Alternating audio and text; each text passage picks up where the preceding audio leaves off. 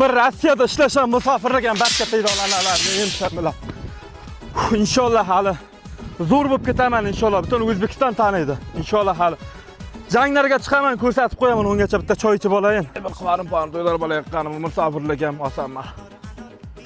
Ular qorning och bo'lsa, nonan tandir go'shtga ketar ekan. Qashqadaryo tandir go'shtlarini sog'indim, ha. Shpayt kim telefon qiladi, bir choy ichib yotgan payt telefon qilmasa-da. Do'stim-ku. Alo. Ha, do'stim, qanday? Ha, oshna, yaxshimisan, zo'rmisan, charchamayapsanmi? Rahmat, zo'r. Ha, nima gaplar? Ishlar bo'lyaptimi? Oshna, bilasan, to'y boshlab qo'yganman. Hoziraqgina qiynalib qoldim-da. Qaradim, oshnalardan bitta Rossiyada sen bor ekansan. Picha yordami kerak qoldi, oshna. Nima kerak? Pul kerak? Qancha pul kerak? 200 dollar. Bo'ldi. Tashlayveraman, joning omon bo'lsin. Hozir ozroqqa qiyin bo'lyapti-da, lekin Rossiyada bilasan, pul yuborish qiyin bo'lyapti.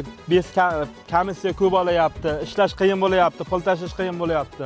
Eshitmadingmi, qishloqda baribir Rossiyada yurib, yuboralovasidan pul to'layapti. Yuboralovasi bor ekan. Sen ham shundan to'layver. Yuboralovasini tashlasa bo'ladimi? Biz komissiya bo'lmaydimi? Yo'q-a? O zo'r-ku. Naqd pul tashlasa ham bo'ladi. Naqd pul ham bo'lsa, hammasini chiqarib beraver ekan.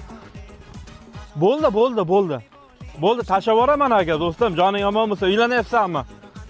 Bo'ldi, tashlayveraman. Ha, ustalar. Bo'ldi, obay, joyishtiringizlar. Pul hal bo'ldi sizlarga. Mazga yo'q. Qo'y tashlayman, ko'rasan.